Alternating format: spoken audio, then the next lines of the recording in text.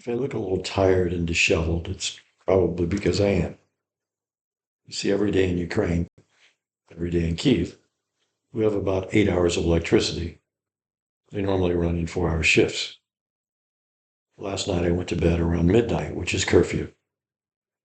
At 5 o'clock in the morning, we received, it was actually a Russian alarm clock, otherwise known as an air raid siren, and the sound of explosions. Those explosions from either defense forces or missiles lasted for a period of about 45 minutes. They happen pretty much on every Monday, which is a great start to the week, of course.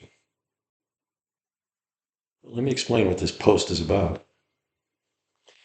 You see, the United States government, its brilliant State Department and brilliant leadership, has told Ukraine that some of the weapons that we give them, they're not allowed to shoot into Russia. So what do the Russians do? The Russians will put these weapons and store them, say 100 kilometers into Russia, and they will launch from there. If the US limits it to 200 kilometers, the Russians will store them 220 kilometers away and launch from there.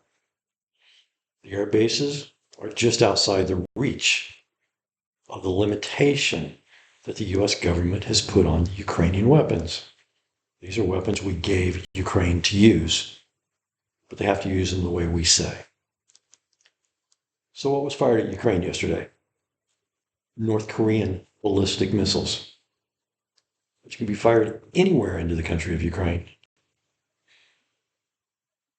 Iranian drones, which can be flown anywhere into the country of Ukraine, not a limitation of 100 kilometers in. And who knows about these missiles, some of which have parts that may be from US companies like Intel. Some may be parts from China.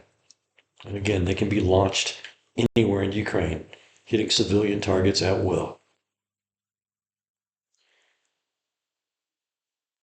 There's no way to explain what this is like.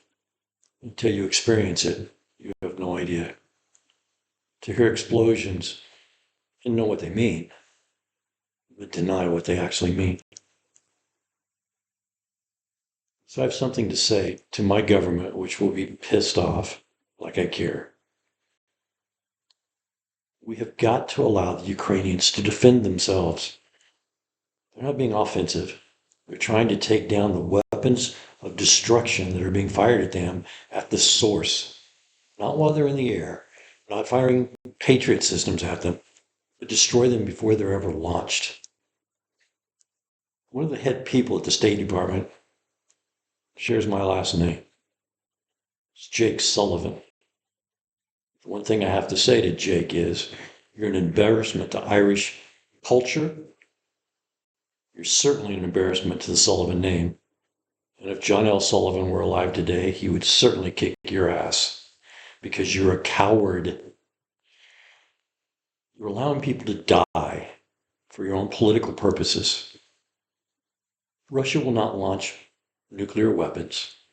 They will not expand this into World War III unless you allow them to.